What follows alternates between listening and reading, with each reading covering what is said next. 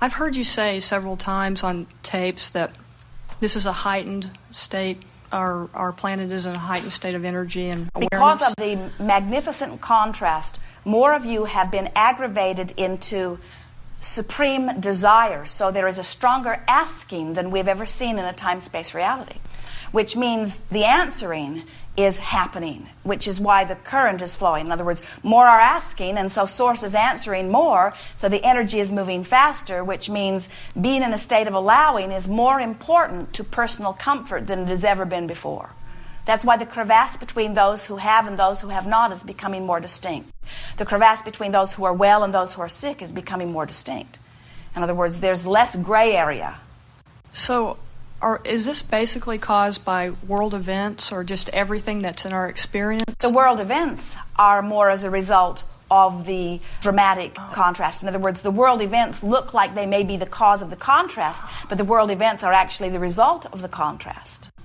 World events have always happened. You are not at a time of more heightened world events than ever before. You have always been billions of people banging around with each other, coming to personal desires. The only difference now, as in earlier times that you may even remember in your recorded history, you have so much more conscious awareness of each other through the news media that is controlled by so few that a more singular mindset is offered, which causes a more similar vibration and more at the same time. But it matters not very much because the well-being is so much more dramatic and the individual awareness of personal life is so much more poignant. What we mean by that is, if you were to watch the television, you would think that everybody was talking about a subject because it will go through the airwaves and no matter what station you turn to, they're talking about that thing. But when you go to the grocery store, you don't hear it. When you go to Houston's restaurant, you don't hear it. When you are standing in the elevator, you don't hear it. Even when you come to one of these gatherings, you rarely hear it. In other words, what people are talking about is what they're going to have for dinner and who they're going to eat with and what time they're going to have dinner and who's going to take the kids to soccer and who's going to pay the accounts receivable. In other words, you are much more diverse in your thoughts than is implied by watching the handful of deciders about what world events are. Has there been another time in our history where the energy has been this high or that we're aware of? Never. Remember, this is an expanding universe. Okay. That's like saying, have we ever lived the future before? I see. Will it ever dissipate or get less, become less? The energy will never become less because the wanting will continue to increase and the universe will continue to expand. But the feeling of resistance can get less. It just did within you today. So the resistance factor, the allowing or disallowing factor, is the only needle to watch. It's sort of like the airplane up in the sky, 40,000 feet, 700 miles an hour. You look out the window and all is well. Put that same airplane on the ground at 700 miles an hour. It's quite a ride. Because on the ground there is so much more resistance. And so as you realize that the velocity of your energy is going to continue to increase, and as you deal with your resistance, then your ride will continue to be smooth and delicious. And in the bigger scheme of things, it's much more fun to go fast than slow. It's much more fun to soar with no resistance than to crawl around on the ground. So in 20 years, and you are still around, which I know you will be, but in 20 years you would still say... In 20 years, the energy will be moving faster than it is today. So that's what you'll say. In 20 years or less, we'll be talking about 15 or 16 seconds of manifestation point rather than 17. Okay. The factor to watch is, how am I doing with my resistance? Okay. In 20 days, you could be resistant-free. So in 20 years, you could be romping with the most successful of them in terms of all things that matter to you with very little resistance. It is so much fun to direct energy. And we want you to get a sense of the directing of the energy. There's the summoning of the velocity through the intensity of your focus, and then there's the allowing of it to flow through the releasing of your resistance. So the more focused you are in ease, the more joyous your life experience is. This struggle is not what it's cracked up to be.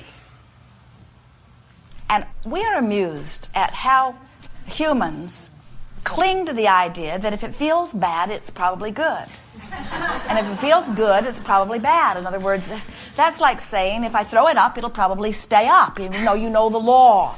You know through your experience, you know nothing that ever feels bad ever turns out good. And, well, sometimes you say, well, what about that, Abraham? I'm in a better place now, having lived that. And we say, step 1 served you, didn't it? But it wasn't until you got into step 3 that you allowed what you'd been asking for. And so this age-old quest of, well, which is right? Should I be letting go and letting God, or am I the creator of my own reality? In other words, am I supposed to set goals, or am I supposed to just relax and whatever will be, will be? And we say neither one of those on its own works, just like dancing on one foot is not a very beautiful dance. You're wanting to romp in the contrast and let the desire be born, but then you're wanting to turn your attention to what desire that has been hatched within you, and not spend so much time looking at what is. And that's the thing that trips most up. As you look at what is, you offer a vibration about what is. So you say, oh, I'm not very happy here. But you're activating that vibration, and you say, oh, I wish I could be over there. But your gaze over there is very brief. I wish I could be over there, but I'm not. I'm over here. And let me tell you how long I've been over here. Would you like to hear my story? I've written it down. It's in a book. I read it every day, and I tell it to everyone who will listen. It's so hard to be here. There are monuments about having been here. A new one opening in Washington, D.C. this week as a testimony to how awful it was to be here. Oh, why am I always here? And we say, are you kidding? How can you not be there? It's all you talk about. You talk about being there. You offer a vibration about being here. It reverberates to the boundaries of the universe. You never ever let in what you want because you're so busy talking about what you don't want. You got to talk about what you want. You got to talk about what you want until you feel like you've already got it. You got to feel the joy of where you're going in order to get where you're going. That's how you get rid of resistance, you see. You keep reaching for the path that feels the best. So you forget about what's true, although there are many lovely things that are true that you might want to include in your vibration. And we would certainly encourage you, anything that feels good and is true, give it your undivided attention, you see. Okay, so up to this moment, the term path of least resistance to me has this negative, wimpy connotation. And what I mean by that is I've heard it used in the past as, oh, he always takes the path of least resistance. He never stands up for himself to, say what he wants, and he lets people run over him and that kind of stuff. So I'm having some resistance yes. to this we can imagine term. That you would. Now, when you say path of less resistance, I'm fine. But this path of least resistance, I can feel this negative. Well, we understand why the path of least resistance doesn't appeal to you as a race, because you've been convinced that you are here to prove worthiness and that you should not do it the easy way. Mm-hmm. You have been taught against the path of least resistance. Right. And yet, everything in the universe functions with the path of least resistance. That's like saying that as law of attraction is summoning to you what you're wanting, we want you to get this sense that you've asked and this summoning is occurring. And so if you would just relax and let it come, it would come. And you say, but no, it must be harder than this. I must suffer more. Right. Because there is no gain without pain. And everything that is virtuous and praiseworthy has struggle attached to it. And we say, we don't know where you get this stuff, but we know, as you just said, you've got it. Mm-hmm. And we're offering every trick in our book, and there is an endless supply, to assist you in discovering that the path of least resistance is the way you're wanting to go. Now, I want to talk about what you've highlighted here because it's so important. Mm-hmm. We didn't say don't focus. We're saying focus. We didn't say don't examine the contrast and decide. We're saying examine the contrast and decide. We're just saying that once you've decided, get out of the way of it and let the universe yield to you what you're asking for. We're not saying be a wimp and don't decide what you want. In fact, we're saying something even greater. We're saying be so deliberate about your thought that you are vigilant in every moment to the way that you feel so that you can guide your thoughts carefully and precisely. We're not saying just lay around and don't think and don't make it happen. We're saying be very active, be very aware. Let the guidance that is within you let you know what you're doing in every moment and constantly guide your thoughts to the path of least resistance. But the difference in the philosophy that we are knowing and what you are expressing back as something that humans are often expressing is humans believe that there is a source of badness that they must be vigilant against. Humans believe, as they look out into the sea of stuff that they don't want, that they can look at the thing that they say yes to and say yes and make it come, and then they can look at the thing that they shout no at and shout no and make it stay away. And we say, and that's because they do not understand law of attraction. And when you understand law of attraction and you understand that the only source is one of well-being, then you can relax into the idea of letting the well-being that is natural to you be. But it doesn't mean that you are not deliberate. It doesn't mean that you are not a director. You're helping us to express with greater clarity something that we've been wanting to express. And that is the battle that we feel within so many of you as you say, well, which is it? Am I the deliberate creator of my experience, or am I supposed to let go and let God? Mm-hmm. It's the age-old battle. Yep. Materialism versus spiritualism. In other words, how does it all fit together? And we say, you are extensions of that which is source, and you would not be here focused in this magnificent environment if your focus were not of huge value. And understanding law of attraction as we do, we know that as you focus, that even if you can't speak it, the desires or preferences that are born from your exposure to the experience have summoning power, and that all that is comes forth in response to your leading edge experience. So you are not only not broken, here to prove some sort of worthiness, you are on the leading edge that is taking all that is into this expanding universe. Your part in all of this is critical to the expansion of this universe. But the universe's expansion is happening whether you consciously allow your alignment to it or not, you see. Mm-hmm. And that's why we say you cannot help but conjure the new leading edge focal point. You can't help it. The contrast is going to make that happen. It just happens. It's a consequence of this magnificent universe in which we are all focused.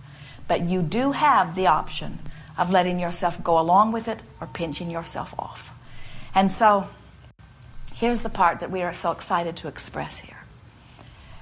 While it is nice sometimes to have wanted something a long time ago and almost forgotten about it because it's been so long, and then to be bipping along, happy about some other thing that seems totally unrelated, and have that thing now manifest. Feels like it just dropped in out of the blue, out of the clear blue sky, you say. I hardly even remembered that I wanted that. And while that can be nice, it isn't nearly as nice as something that you are actively wanting and actively allowing into your experience.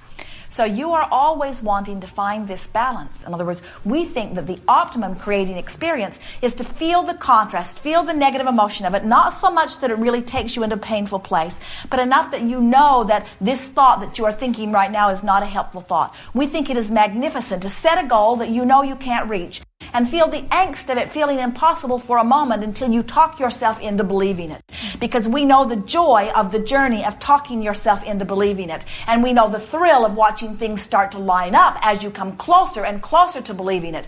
We love to see that feeling within you as you begin to acknowledge that, hey, this manifestation is the next logical step. We love watching the manifestation flashpoint where just for a moment the impossible has happened. But we also know that if it feels too impossible, it can't happen. Mm-hmm. So we think that the thing that you are really grappling with is that quantum leap feeling of how can I get something that I really don't believe to happen so that I can have that sharp, expansive, yippee feeling, as opposed to gently bringing myself into the logical conclusion that anything that I want can be. Mm-hmm. And we know that as human beings, you like the drama of the quantum leap. Right. But in the long run, it is not who you are. It is not what you've come to live.